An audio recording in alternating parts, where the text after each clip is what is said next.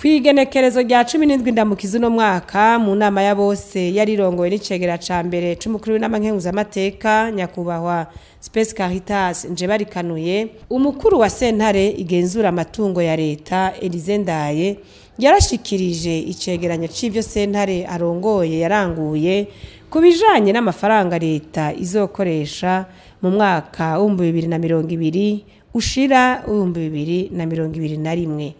Umukuru wa Sentare igenzura amatungo ya Reta yarashikirije abaraho uko iyo Sentare yabonye ibintu vyifashe, mbere iranatanga umuti ibona ubereye wofasha Reta gukora neza.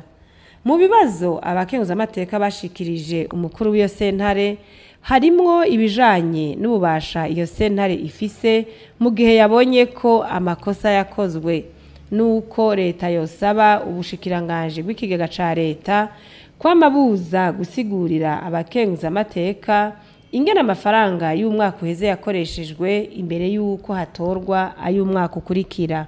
Umukuru wa Sentare igenzura amatungo ya Reta yaciye atanga umuco yongera arishura ku bibazo vyari vyabajijwe. Kuri de konte ihari ubu irafise amategeko ayishira kandi ikora dans le cadre y'ayo mategeko, ndashobora gukora iciye kure y'ayo mategeko nayo yobigiye inyuma y'amategeko.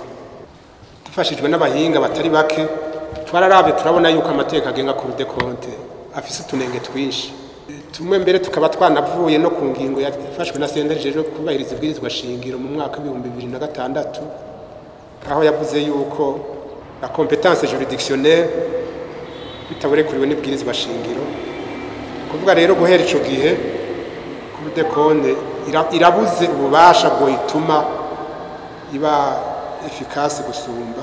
Mu bisanzwe kuri de konte ngene zubatse